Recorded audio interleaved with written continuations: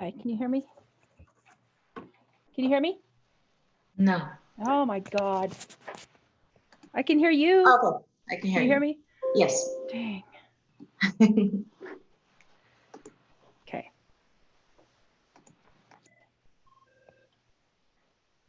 It never fails. We get like 3 calls during our webinar. Right now, we're just going to start it. Yeah.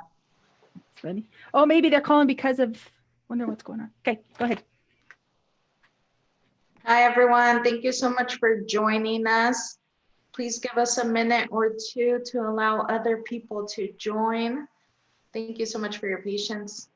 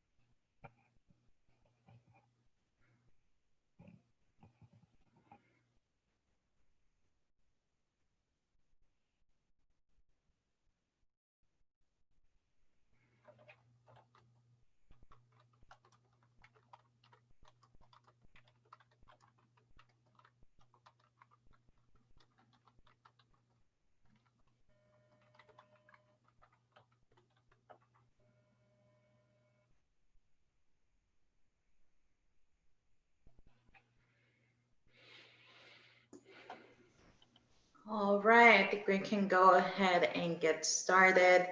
Hello, everyone. Thank you so much for joining us today. My name is Elizabeth Mares, Program Officer at the State Treasurer's Office overseeing the Governor Guinn Millennium Scholarship. And today I am here with my colleague. Hi, I'm Naomi Nevers, and I'm the Administrative Assistant here at the Governor Guinn Millennium Scholarship, and I'm the Carson City office. So before we dive into the content, we would love to know who's in our audience today. So I'm going to go ahead and launch a poll. Please participate and identify yourself, whether you're a Millennium recipient, a high school student, a parent, staff, or community partner. This is helpful when we're presenting the information to you.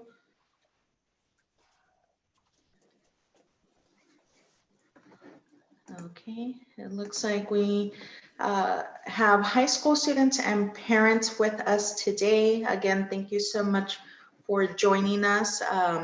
We look forward to sharing all things Millennium Scholarship, and it's very helpful to know this information before you graduate high school, as there are several eligibility requirements that students need to be aware of. So let me go ahead and share my screen so we can get started with the presentation. And at any time during the presentation, if you have questions, please feel free to drop them in the Q&A feature on this Zoom call. We will take all questions. And we know this is a lot of information to digest, so we expect to see some questions. All right, so today we are talking about the Governor Guinn Millennium Scholarship, also known as GGMS or Millennium Scholarship. And this is an initiative that is administered by the Nevada State Treasurer's Office. To begin, here's a little more information about the State Treasurer's Office. We have 2 office locations, as Naomi mentioned. One is in Carson City within the State Capitol building where she is located, and the other location is in Las Vegas at the Grant Sawyer building, and that is where I am stationed. The Nevada State Treasurer's Office houses a college savings division, and within this division, we offer several programs to help Nevadan families plan, save, and pay for a post-secondary education.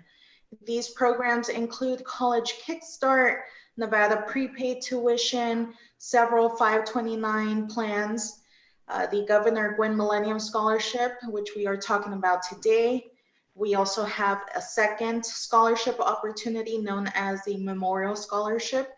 This one is very specific for college juniors and seniors that are majoring in elementary or secondary education with an intent to teach here in Nevada. In addition, we offer a scholarship database, which Naomi will go into a little later.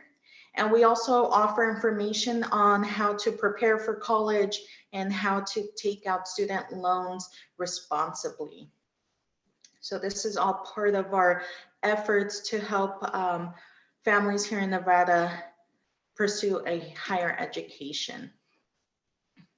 As for the Governor Guinn Millennium Scholarship, this opportunity was created by the late Governor Kenny C. Guinn in 1999, and it was initially funded through the proceeds from the Tobacco Master Settlement Agreement. It was really started to serve as a form of investing in our high school students and those students that wanted to pursue a higher education here in the state. The intention is really to motivate students to do well in high school and then go on to matriculate into college. Our office is responsible for the financial administration of the trust fund, and we also oversee the database maintaining all student eligibility. And we work very closely with the Nevada System of Higher Education, also known as NSHE, and NSHE develops the guidelines and procedures for the scholarship opportunity to ensure that we comply with Nevada revised statutes. The Millennium Scholarship is available at 9 separate institutions across the state. Most of them are NSHE institutions.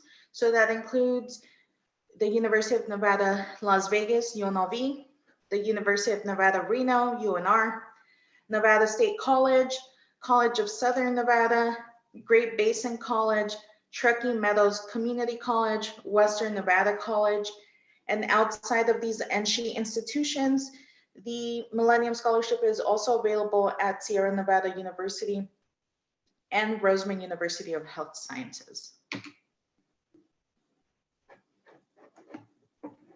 Okay, so now we're going to talk about eligibility for traditional high school students. And what we mean by traditional is we do have applications for our homeschool and our out of state. So traditional is your students that are at a public, private, or charter high school in Nevada. Okay, so you must graduate with a diploma from a Nevada public, private, or charter school. You must achieve at least a 3.25 GPA, weighted or unweighted, or receive a qualifying score on the SAT or ACT. You must also be a Nevada resident for at least 2 of your high school years, and you must meet the core curriculum requirements. So for the GPA requirement, again, it's a 3.25. The eligibility is calculated on all high school courses, not just your core courses or not just the Millennium core courses. The GPA is final and it cannot be modified by any coursework taken after graduating high school. And only coursework calculated in the GPA on the final transcript, school transcript, is considered for initial eligibility. And the GPA has to be a 3.25. So even if it's a 3.24999, it still cannot, you're not, the registrars and the state, they were not allowed to round up, and you would not qualify for the GPA. So make sure that it is a 3.25 overall by the time you graduate. And all requirements, for all of the requirements, they must be met before graduating high school.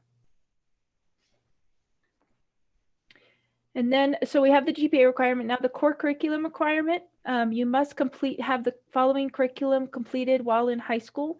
So you must have 4 units of English, 4 units of math. One of those math courses needs to be Algebra 2 or an equivalent course to Algebra 2 or higher. And it is the school district that determines if that is a course that's equivalent or higher than Algebra 2. Also, natural science, you have to have 3 of those. And then your social science and history, which is 3 credits of those, 3 units of those. That's for a total of 14 credits. So you must have all these on your transcript, and they must be met again before graduating high school. So let's say if you were short, because like to graduate Nevada, I believe you only have to have 2 science courses. The Millennium requires 3. So let's say you're short half a credit of science. You can, if your high school is willing to hold you off from graduating, and you take a summer course, and then you repeat summer course with 3-year school, and then they receive that information and then they graduate you, that is okay. But you cannot be graduated and do other courses that will count. It has to be before you graduate high school. You can be a late graduate. There's ways like that, but you have to have not graduated. And then just for, since 2017, it is the school districts that determine which courses fall under these guidelines. So just for an example of forensic science in Clark County, that does not fall under a science course. Whereas in Douglas County, it does fall under a science course. So it is, you have to double check with your district to make sure that you're following under all of these. So we do recommend that you go visit your counselor and your registrar to make sure you're on track, and all throughout your years, freshman, sophomore, senior year, all your years, to make sure you're on track. And remember that if you do fail one of these courses, to make sure to make it up before graduating.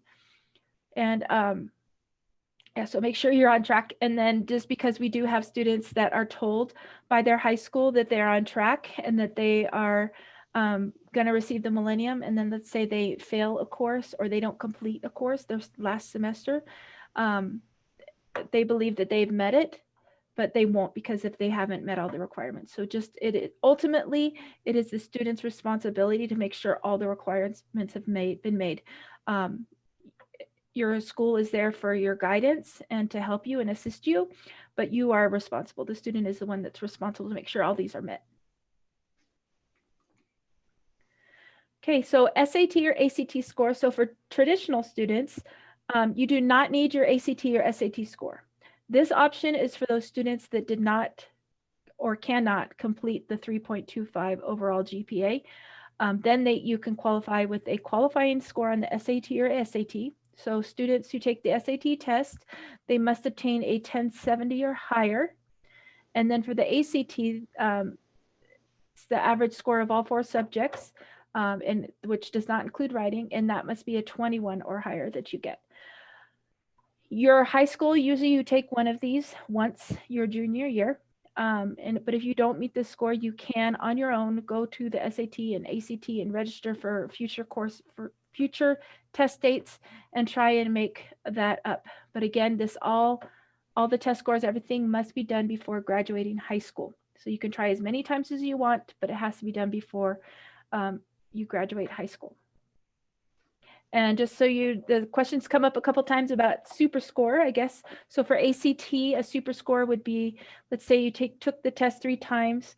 Super score would mean you take the highest math part, the highest reading part, and score the highest scores of all different the 4 subject areas, and combine them for the score, for the super score. But we do not do that. It is what the score was on that test date that you took. Okay, now we're going to talk about eligibility for homeschooled students. So a parent or student must have been a Nevada resident for 2 of the student's high school years. The student must receive a qualifying score on the ACT or SAT. So with this, the homeschooled and out of state, you do have to have the test scores and the GPA. So you have to have the ACT or SAT. You must have a school district waiver of attendance, which that is what your parents get when they apply for you at the district to be able to homeschool and get approved to be a homeschool student. And you must complete and submit an application. The application can be found on our website, which is at the bottom of each page, the nvggms.gov, and it's under forms and documents, and it's a homeschool application. So the documentation that you would need to submit with that application is you're going to have to submit a documentation of residency, official test scores, and the district waiver of attendance. And for the residency, for both these, for the residency, we do like to ask for tax returns. Those are the best, and we ask for 2 years, obviously, because you have to prove 2 years of residency. So their tax refund shows on your form. It shows the your address is Nevada, and that it also, or that you filed in Nevada, and that it also shows dependent upon the parent for financial responsibility. So eligibility for out-of-state graduates, you must graduate with a diploma from a public or private high school. You must complete high school with a 3.25 GPA. And I didn't mention that, I don't think, on the other slide. Our GPA, the 3.25 GPA, is for weighted or unweighted. And so for out-of-state, you must also, besides getting the 3.25 GPA, you must also earn a qualifying score on the SAT or ACT. And the parent must have been a Nevada resident for the last 2 years of the student's high school years. So this is the only one for out-of-state that it has to be the last 2 years. For homeschool and traditional, it's 2 years of any of the 4 years, but for out-of-state, it's the last 2 years. And the student must have financial dependence on the parent, and you do need to prove that, like through a tax form or court papers, like custody orders. And you must complete and submit an application that also can be found on the same place the homeschool one is, at nvggms.gov under forms and documents. And then the documentation you would need is documentation of residency, your official high school transcript, and official test scores. So students with the parent or legal guardian who is a Nevada resident on active duty in the armed forces are exempt from the 2-year residency and graduation from a Nevada high school requirement.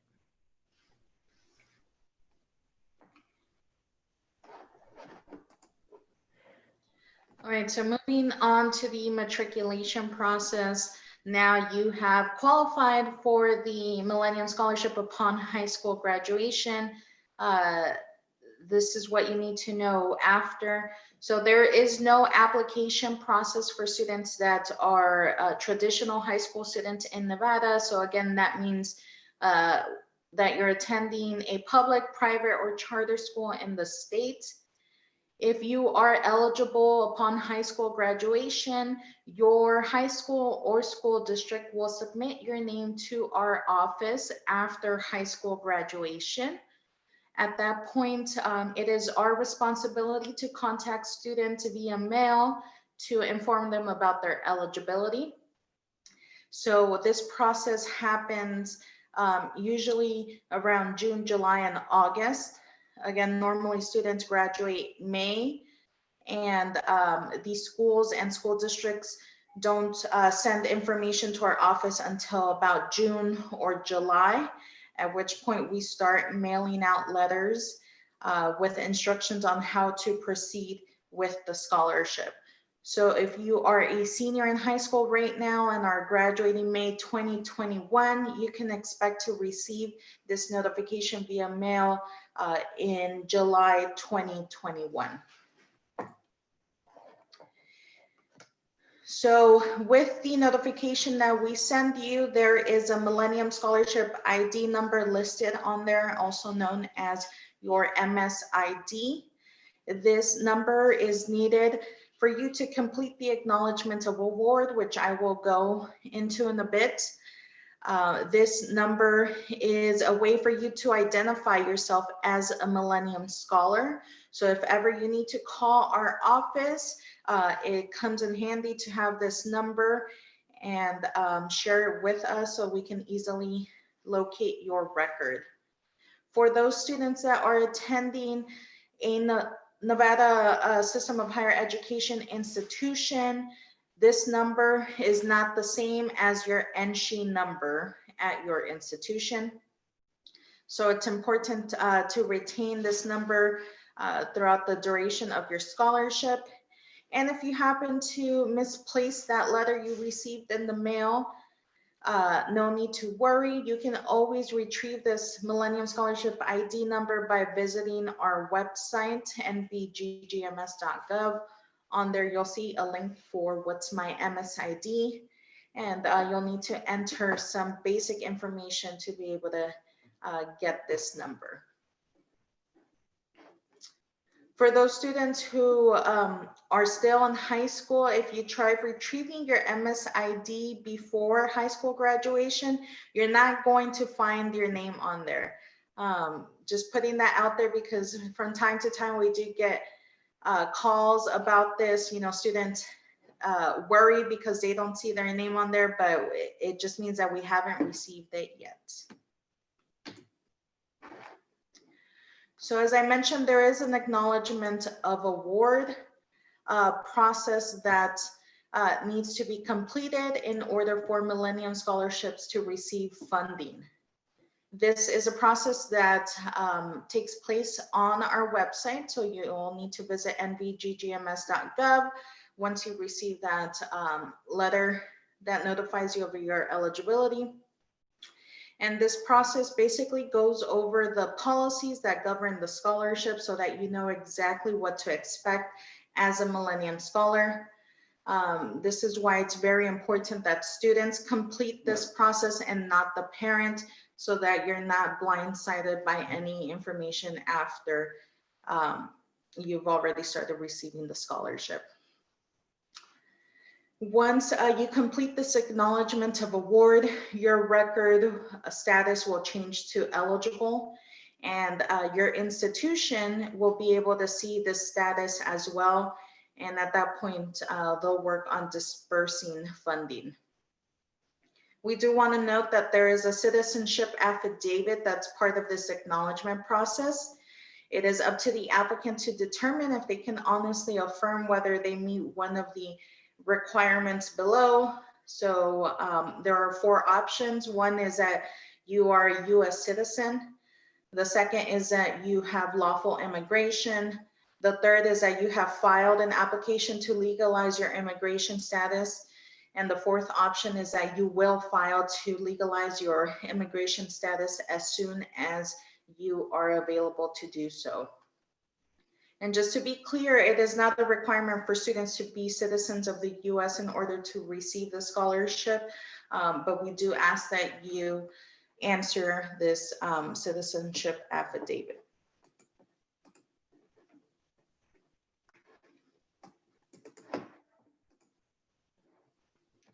So once you gain eligibility upon high school graduation, the work is not done yet. When you become a Millennium Scholar, you do need to maintain your eligibility during college. And this requires another set of eligibility requirements that you need to meet. And it's 3 basic requirements. One is that you are a degree seeking student while in college, which means that you have declared a degree program and are working towards completing that degree. The second requirement is that you meet minimum credits every semester, and those credit minimums change depending on the institution type. If you are attending a community college, you do need to complete 9 credits at the end of every semester. And if you're attending Nevada State College or a university, you do need to complete at least 12 credits at the end of every semester. And every semester you do need to meet a minimum semester GPA of 2.75. If a student were to miss any of those requirements at the end of the semester for which they received Millennium funding, then the student will lose their eligibility. However, if a student loses their eligibility once, they do have the opportunity to regain the scholarship. And the way students regain it is by basically meeting the requirements that I just went over. So that includes earning a 2.75 GPA, meeting the minimum credit requirement, and being a degree seeking student. And these requirements need to be met during a semester for which the student is not receiving the scholarship. If a student works on regaining the scholarship, then this process happens automatically. Our office will go ahead and send you an email to notify you of a status change. And once you actually regain the scholarship, there's no need to do anything on your part. Again, the institution and our office will be able to see that you've been reinstated, and the institution will disperse funding the next time you enroll for a semester that you meet all the requirements for. Some other things to know about regaining your eligibility. Once you do, students cannot be reimbursed for semesters they went without receiving funding when they were ineligible. And then if you need to try more than once to regain your scholarship, that's perfectly fine, as long as it's within the lifetime limit of the scholarship, which Naomi will cover in a bit. And just keep in mind that students can only lose their eligibility once and regain it. If students do lose eligibility a second time, then that unfortunately will result in permanent removal from the scholarship program.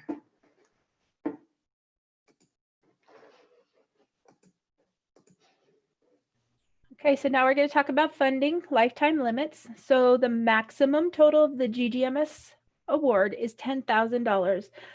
That is meaning that you have up to $10,000 to use, or it does expire 6 years from your date of your high school graduation. So it's one or the other. The $10,000 is not there to, you don't get to use it or choose how you get to use it. It's just up to $10,000 that you can use. And I will go into that further on another slide. So like I said, the GGMS is available for up to 6 years after your high school graduation date. So it does expire the spring of 6 years from the date of your high school graduation. So any remaining funds that are left in your account that you did not use will revert back to the Millennium Scholarship Trust Fund.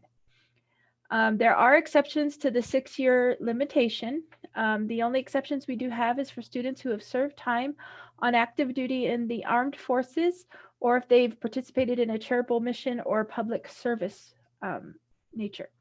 So students, and there's also for students that have a documented temporary or permanent physical or mental disability.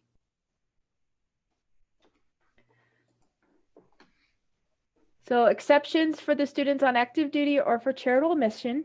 So the exception is made, like I said again, for an active duty as a member of the United States Armed Forces, or for participation in a charitable mission or assignment of a religious or public service nature. So paid employment from a church, a nonprofit, or public agency does not qualify a student for an extension. And extensions for these ones can only be extended up to 6 more years, depending on the time served.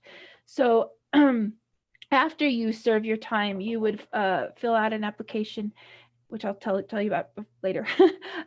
So if you served for 4 years, and then it could be extended up to 4 years. But let's say you served for 10 years, it could only be extended up to 6 years. So unfortunately, that's how that is for that. Eligible students must complete the application for extension and return it along with official documentation to the NC Department of Academic and Student Affairs, and the application can be found again at nvggms.gov under Forms and Documents. And just a note that it does go not to our office, but it does go to the NC Higher Education Office, and they're the ones that determine that. Okay, so another exemption is students with a documented temporary or permanent physical or mental disability. So I just wanted you to pay attention to each of those words. A lot of times we think a disability maybe we have a certain vision in our mind, but disabilities can be hidden. They can be mental. They can be, learning disabilities, or it can be ADHD or ADD. Things like that can be the mental disability. Also, and then it can be permanent disabilities, but it can also be temporary. So if you were to get in a car accident and broke your leg, that may be a way to get an extension because that might have affected your school. And then also mental disability, especially with COVID and things going on, that could be, I mean, it's determined by the DRC and your doctor, but that could be another one. It could be temporary, something that you're going through, a stress that you're going through, and putting you in a mental state that is affecting your school. So with that, you can be exempt from the following GGMS eligibility requirements. So you can be exempt from the 6-year limitation following the high school graduation. So with the 6-year limitation, this one for documented disability is not limited to just 6 years. It can be extended as long as it is needed to. The DRC usually does not extend it. They won't just extend it 10 years. They usually do a year or maybe 2 years as time goes on. And then you can also get an exemption for the minimum semester credit hour requirement. So let's say like at UNLV, we require 12 credits. And if you had a documented disability, you may be able to get a reduced credit load of like 5 credits or 7 credits, whatever they deem you need. So that way when we get your records and you're supposed to have 12 credits, but you have a DRC form on record and were approved for 5 credits and you did 5 credits, you would not get a strike if you met that GPA requirement. So you must still achieve required semester GPA of 2.75 across the board, no matter what, each semester 2.75. And you must submit the form to the DRC, the Disability Resource Center. There is a Disability Resource Center at each of the institutions, and make sure you turn in that form before the end of the semester. And it's very important to note that these disability forms must be completed each semester. So it's not, if you got approved for 5 credits, in order to be approved for a reduced credit load the following semester, you would have to fill out the form. It is due before the semester ends, but usually you would turn it in before the semester starts so that you could get your funding.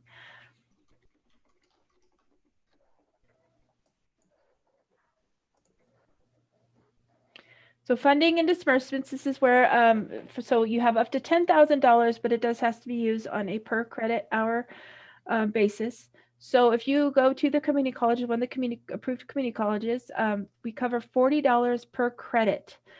And that's usually how much it is. There are cases where some community colleges do have a bachelorette program. So they have your upper division, your 300 and your 400 level courses. If you do take the upper division 300, 400 level courses at your community college, we would pay $60 per credit. So at the community college, like Elizabeth said, you have to be enrolled. The minimum you have to be enrolled to get funding is 9 credits, but we do pay up to 15 credits. So for a state college, which would be your Nevada State College, we pay $60 per credit. The maximum enrollment you have to be, the minimum enrollment, that you have to be enrolled in is 12 credits, and we would pay up to 15 credits. The university and other, we pay $80 per credit, and that is the minimum requirement for there is 12, and we pay up to 15. So usually at the universities, just a little note that a lot of times the university will put them like UNLV, UNR, they'll put the max award that you can get. And so the max award would be like UNR, UNLV would be $80 times 15 credits, and that comes out to $1,200. So oftentimes they will put $1,200, but if you don't enroll in 15 credits, let's say you only enroll in 12, it would only give you $960. So just keep an eye out on that when they put your Millennium on your financial aid package, they will shoot that if you're going to be taking 15 credits, but it is only $80 per credit that you take.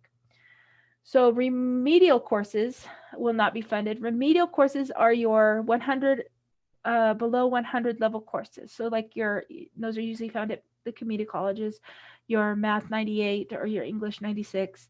So Millennium again does not cover those courses, but it does count towards your 9 or 12 credit hour limit. And then students are responsible for paying the remainder of the per credit fees, as well as any special fees, lab fees, and or books.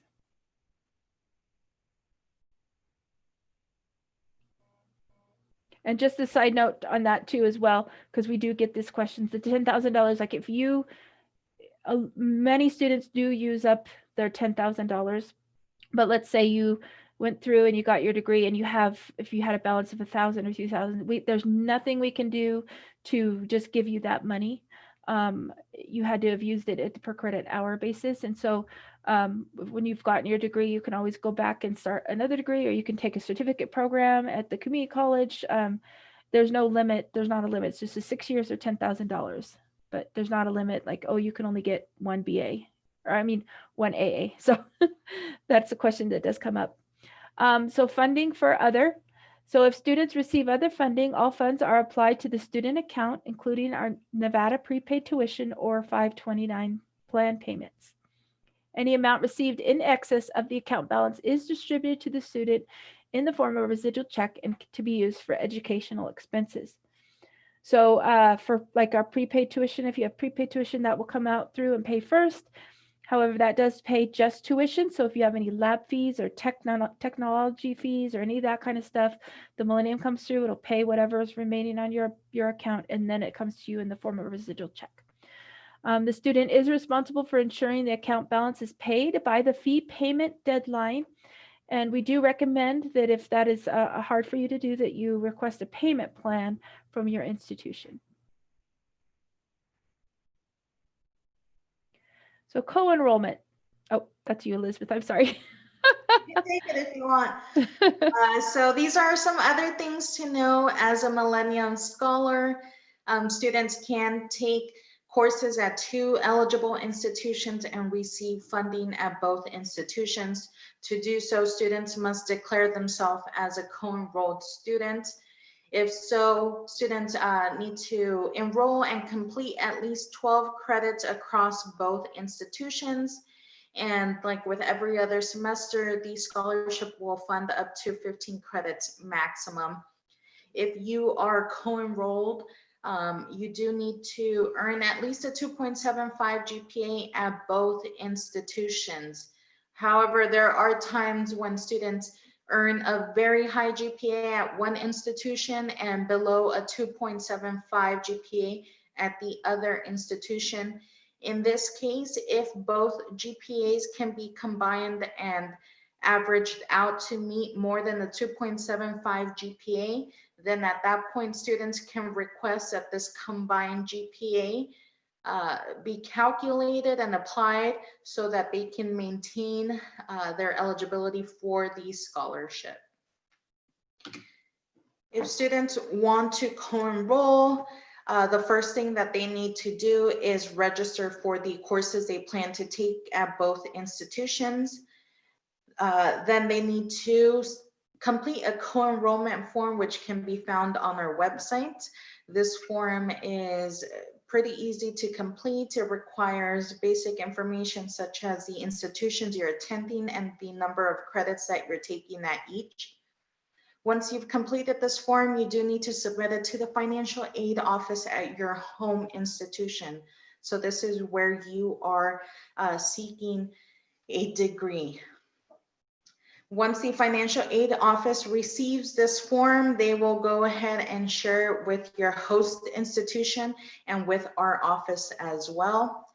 And just like the disability forms, a co-enrollment form does need to be submitted on or before the last day of the semester in order for it to be applied. Now we're going to talk about summer school because they are slightly different than fall and spring semesters. For one, we ask that students pay for their summer courses upfront out of pocket. And then the scholarship will be applied after the fact in form of a reimbursement if students do pass their classes with at least a D- or better. Unlike fall and spring, there is no minimum credit requirement for summer semester. Students can take 0.5 credits up to 15 credits and receive the scholarship regardless of that minimum credit enrollment for spring and fall. And then in order to receive funding for summer courses, students do need to either receive the Millennium Scholarship the spring prior or the fall following the summer semester for which they take courses. If a student were to lose eligibility after spring semester, they can most certainly work on regaining their scholarship during summer. However, they will need to meet the continuing eligibility requirements that we went over in order to be reinstated. So that means being a degree-seeking student, meeting the minimum credit requirement, and earning at least a 2.75 GPA. In order to receive a summer reimbursement, if the student is degree seeking while taking summer courses at that specific institution, then this is a process that happens automatically. No need to take any further steps to get that reimbursement. However, if a student decides to attend an institution where they're not a degree seeking student, then at that point, the student does need to complete a summer reimbursement form in order to receive the scholarship. Okay, so other financial aid and scholarships. So the Millennium Scholarship will not cover the entire cost of education. Just to let you know, when it was formed, it did cover all the cost of tuition. However, tuition does continue to rise and rise and rise. So it pays roughly about a third of your tuition. So with that, we do encourage you to apply for other financial aid and scholarships. Our office is very very committed to being able to assist Nevadans to plan and prepare and to pay for their higher education costs. So one of the ways we encourage you is to visit your college's website for more information. Usually the financial aid page has a list of a bunch of scholarships that are available to you. So we encourage you to look at that. Also, our office has compiled as many scholarships that we could find that are beneficial to Nevadans.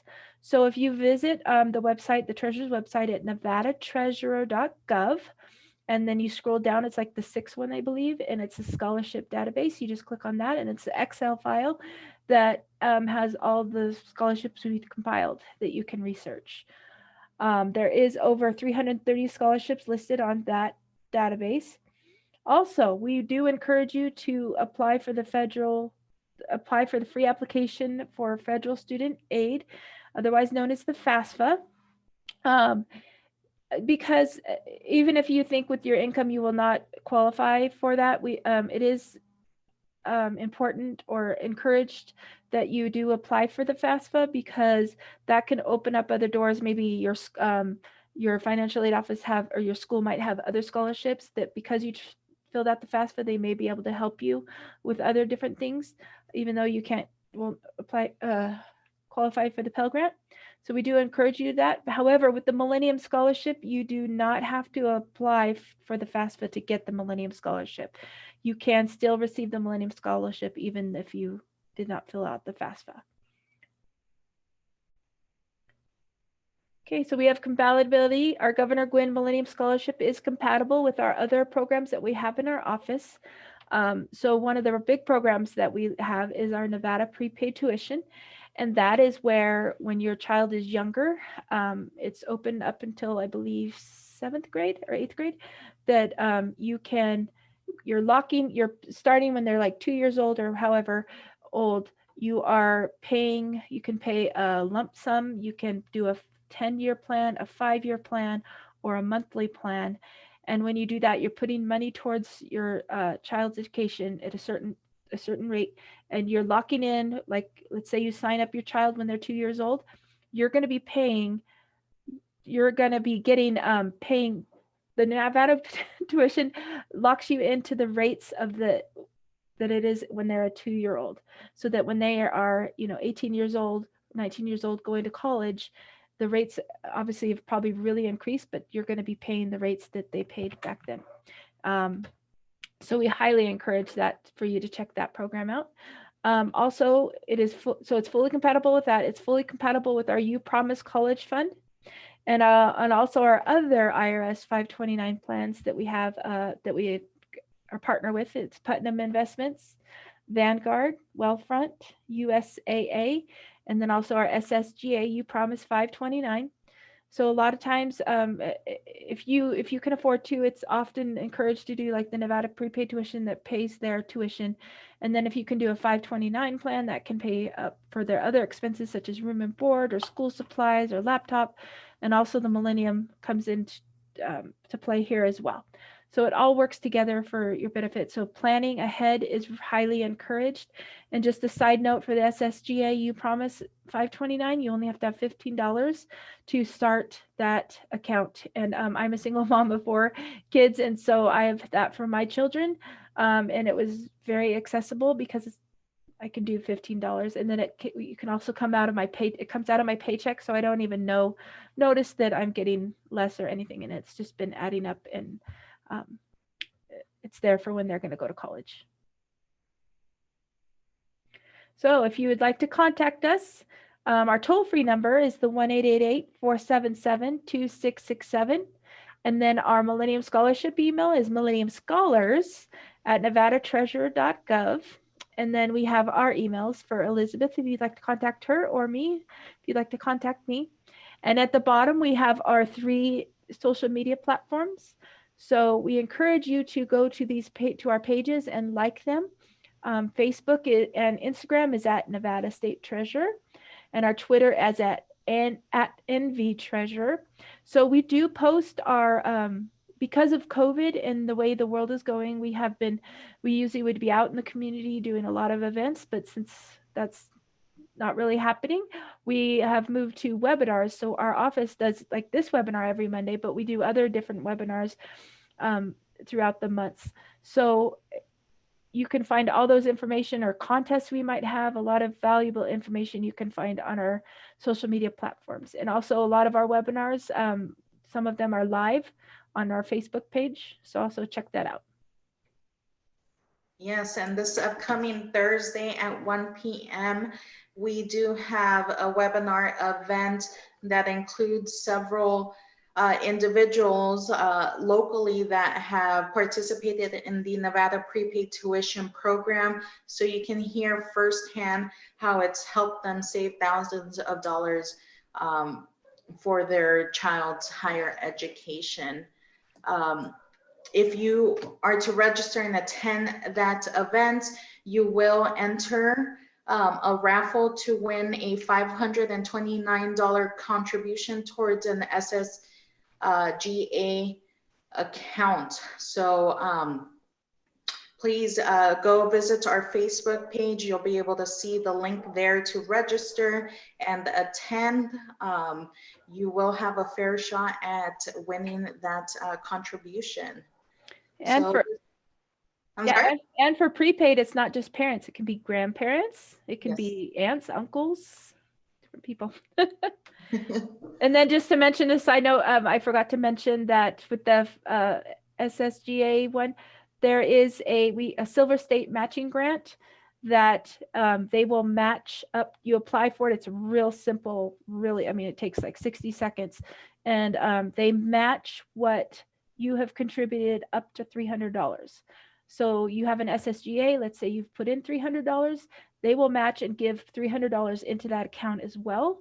And you can apply 5 times. So that is 5 times $300 is $1,500 that could also be in your student's account growing as they're going to college. That's great. Thank you for sharing that, Naomi. So this brings us to the end of our presentation for the Millennium Scholarship. We'll stay on a couple more minutes in case there's any questions. But that's all we have for now. We do have this presentation every week at 1 p.m. on Mondays. So if you would like to join us again and hear this information once more, feel free to do so. As I mentioned at the beginning of this presentation, it is a lot of information to retain. So we completely understand if you were to join us again. And please feel free to ask any questions now. And to spread the word to other parents and other students. about this. Yes.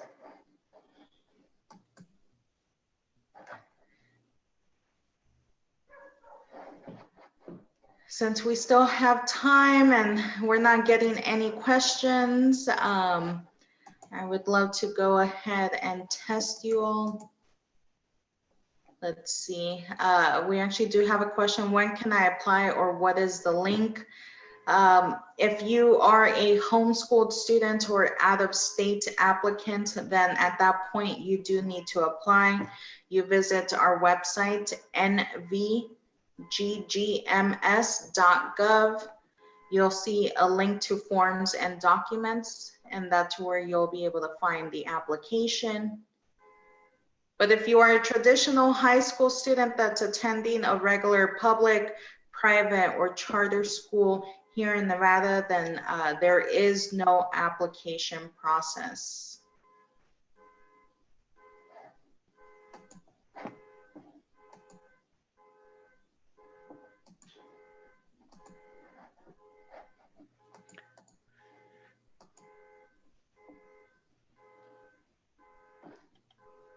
Let me go ahead and launch a poll since we're not getting any more questions.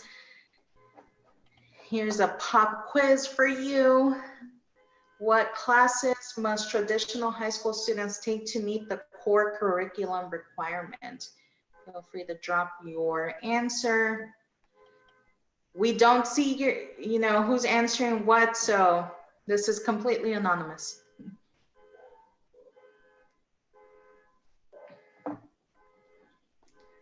All right, we have 3 participants who say that option D is the correct answer, and yes, it is. So students must take 4 classes of English, 4 of math, including algebra 2 or higher, 3 science courses, and 3 history or social science courses. Good job. Oh, and then it reminds me too, we are going to be having this webinar in Spanish as well. Oh, yes. Coming up, yeah. On November 9th. That's about 2 or 3 weeks from now.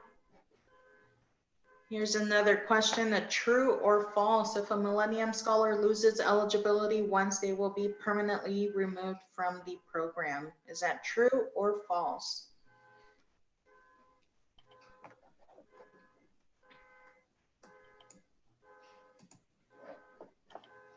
So 3 of you answered false, and that is correct. It's only when students lose their eligibility for a second time that they are permanently removed from the scholarship program.